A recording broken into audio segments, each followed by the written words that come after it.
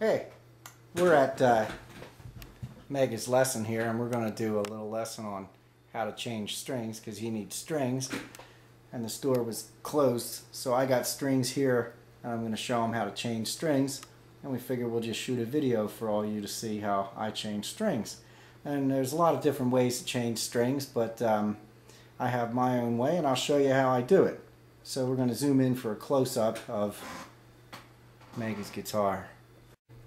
First thing I want you to notice before we take the strings off is you can see that the heaviest string, the 6th string, is coiled so that the string winds underneath the excess string. And because the peg head is concave, the string pushes up against the excess string that comes through the eye of that peg, and it's going to push it and like pinch it so it doesn't pull out. So you don't have to tie the strings around. You just put them through that hole, and I'll show you that. We'll get a close-up as I change them, but I want you to see this is the end result that we're going for once we have the strings changed. And there's the 5th string, and there's the 4th string. You don't need a lot of windings on the heavier strings. And I'll see if I can get in on the there's the 3rd string. I'm going to zoom out a little bit. And the 2nd and 1st strings, the thinner strings, you need more windings so that the strings won't pull out. They need to be pinched up, but I don't recommend tying them because you can't change them as fast.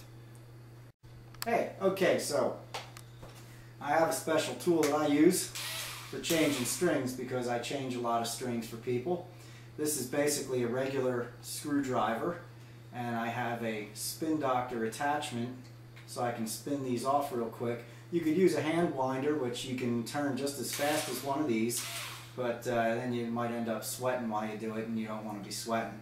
And this also has a light, so if the power goes out while you're changing strings, not a problem. Just put the light on. So here's what we need. We need this. We need some clippers because we want to clip them at the end. And sometimes we do need the Leatherman tool to pull the pegs out. If you want to scoop in here and get a close-up of the bridge, this is the bridge. This white thing here is called the saddle, and these are the pegs where the strings are going to hook into, and I'll show you how the strings hook in. But sometimes I use the Leathermans to pull these out because the spin doctor attachment, you can't really reach them as well. So I'll show you how to do this really careful with the Leathermans. Alright, let's get a close-up of the machine heads, and I'll show you how I wind these off. I like the way whoever put these strings on, they did a good job because they're going to be easy to get off, and this is why you don't want to tie the strings. You just want them simply looped around. Got a close-up there, Mega? I do. Alright, so then I'm going to pull the string around and that's why you don't want to tie the strings on, because now they're real easy to get off when you have to change strings.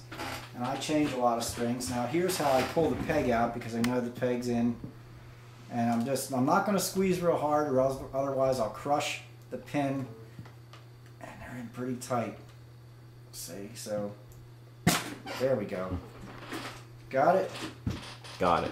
See, now you don't have to push those pegs in. Whoever put these strings in pushed the peg in too far, and I'm going to show you why you don't have to put those pegs in that hard.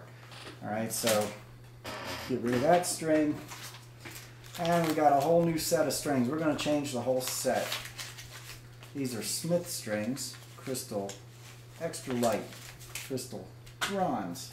So get this 6th string out here.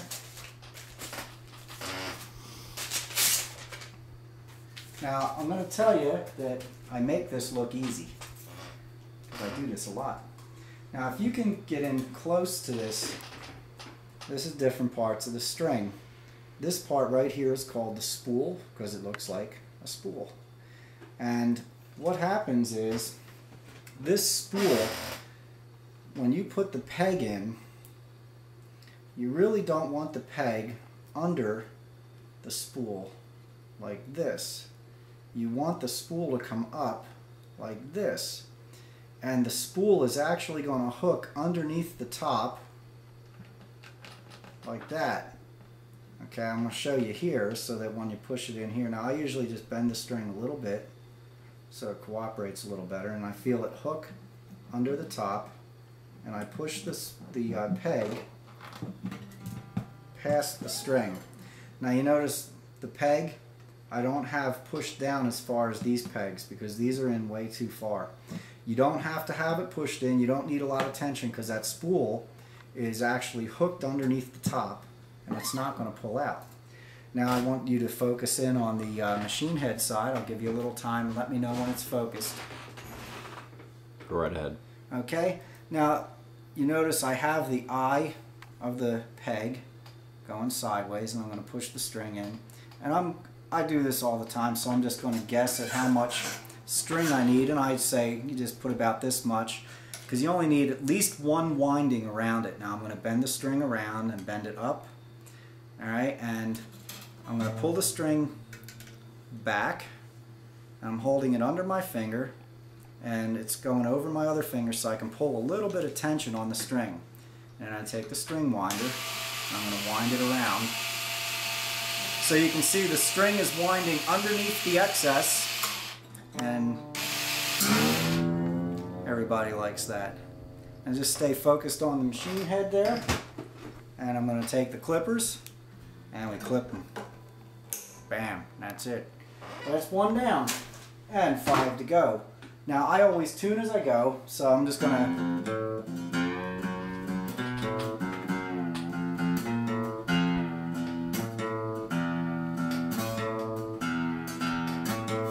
and if you do one string at a time, I always recommend doing one string at a time whenever possible because then the guitar is going to hold tune. So we'll just move on through the same process. I'm going to wind off the string, and you don't need to unwind it all the way. Once it's a little bit loose, you have enough to just pull it off. And get my Leatherman, and hopefully this peg will come out a lot easier. It didn't, but you don't need to, you know, hammer them in with like the hammer hand. And there's another string. And now we're just going to start to wind through the process. So I bend the string down, I take the peg, I feel it hook under the top, push the peg down. So see, now you can see that there it goes. The string, the spool comes up into the peg. You see my peg is not set down as far as the others. It doesn't need to be. You don't need a lot of pressure. Let's come up and get the peg hole here. And again, I have the peg, the hole going across like this. And again, there's a lot of different ways to change strings. This is the way I do it. I prefer to do it this way. I'm going to guess that it's about this much because I do this all the time. I just make a loop. And then I'm going to push this back. I do this bend just to keep the string up and out of the way. I pull tension if you want to catch the way I have my fingers, so you can see I'm pulling tension. And then come in back to the string peg. And here I go for the wind. And I just come in here and I push it down and I bring it back into the groove of that nut. This is called where the string comes over here is called the nut. And snap it right in there. And then I tighten it up. Before I cut the string, I actually pull up a little bit so the string gets snug around the peg. And this way, it'll stay in tune a lot quicker if you snug it up around the peg hole. I have a lot of people say, oh, the strings take a long time to stretch out and you know, it never stays in tune after they change the strings. But if you wind the string around the peg this way, you're going to get better results. Let's come in for the 4th string and